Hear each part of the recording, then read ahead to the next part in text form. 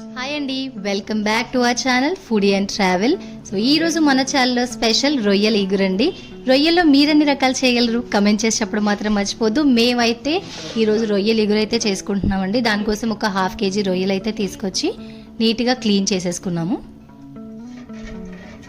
So ఏ non వెజ్కైనా అండి మీకు నీసు వాసన పోవాలంటే ఒకటే ట్రిక్ అండి, నిమ్మకాయ కల్లుప్పు ఇవి వేసి క్లీన్ చేసుకున్నారంటే ఖచ్చితంగా నీసు వాసన అనేది పోతుంది ఆ నాన్ వెజ్కి. చూసారు కదా, తుమ్మ పైన తల తోక నీట్గా తీసేసి క్లీన్ చేసేస్తున్నారు.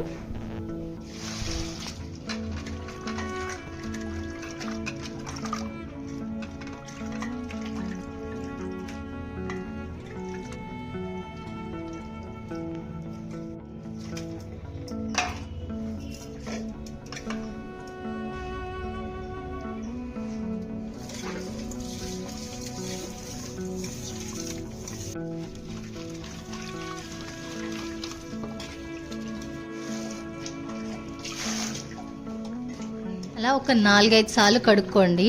ఎందుకంటే ఒకసారి 2 సార్లకి ఆ నీసువాసన అనేది పోదు, కాబట్టి ఒక 4-5 సార్లు కడుక్కుంటే చక్కగా నీసువాసన అయితే పోతుందన్నమాట నాన్ వెజ్కి.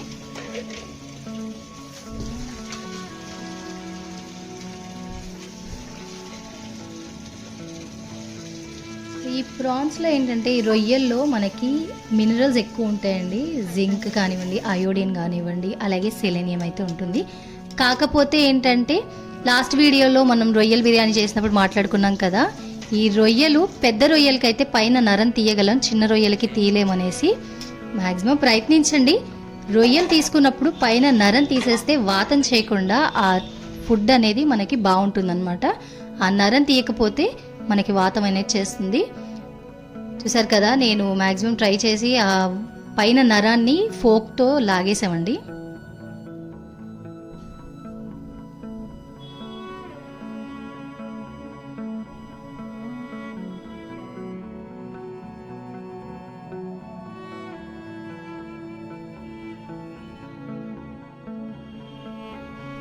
రొయ్యలు అలా నరాలు తీసేసిన తర్వాత ఆ రొయ్యల్లోనే కొద్దిగంత ఉప్పు, కల్లుప్పు అయితే వాడానండి. నార్మల్ సాల్ట్ కూడా వాడచ్చు. కాస్తంత పసుపు వేసేసి ఆ నీసు నీళ్ళు ఏవైతే వస్తే అవి ఎగిరిపోయేదాకా పొయ్యి మీద అయితే పెట్టేశానండి.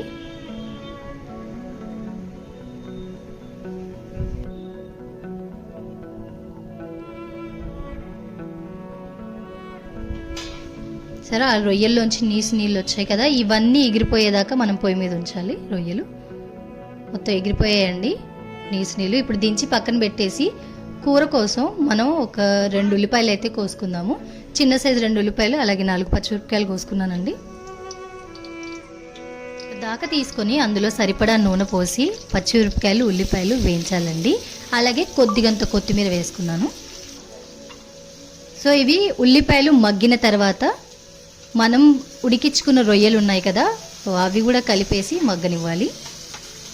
చూసారా, ఉల్లిపాయలు, పచ్చిమిరపకాయలు, కొత్తిమీర అయితే వేసేసాను.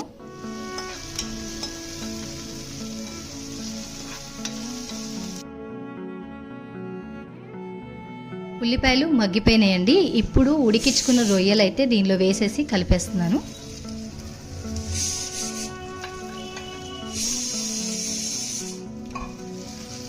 మనం ఆల్రెడీ ఉప్పు, పసుపు వేసి రొయ్యలు ఎగిరిచ్చాం కాబట్టి దానిలో ఉన్న నీసు నీళ్ళన్నీ పోయాయి. ఇప్పుడు కూరకి నీసు వాసన అనేది ఉండదండి.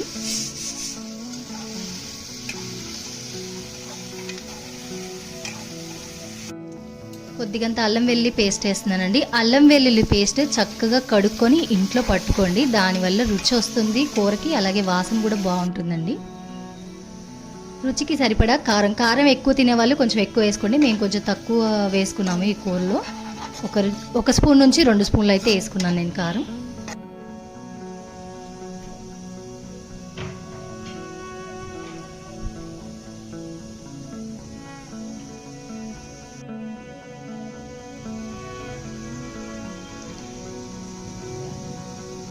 ఇప్పుడు కొద్దిగంత కరివేపాకు అయితే వేస్తున్నానండి అరోమా కోసం.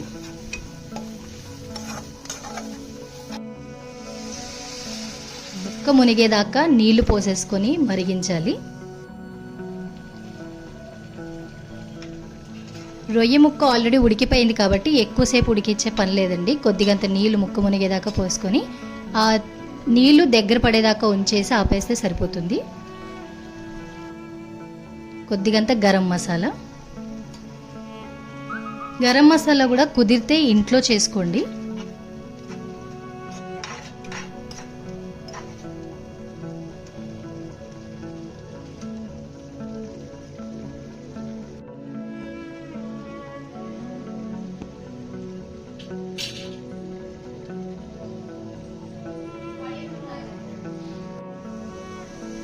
కొద్దిగంత కొత్తిమీర వేసేసి స్టవ్ ఆపేసేసుకొని వేడివేడి అన్నంలో తిని చూడండి.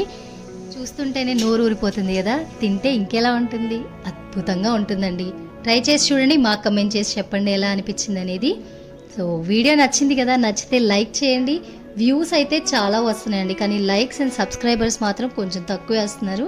కొంచెం సబ్స్క్రైబ్ చేసుకొని గంట సింబల్ మీద క్లిక్ చేయండి.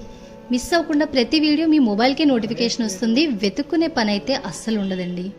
థ్యాంక్స్ ఫర్ వాచింగ్ ఆ వీడియో. ఇంకో వీడియోలో మళ్ళీ కలుసుకుందాం.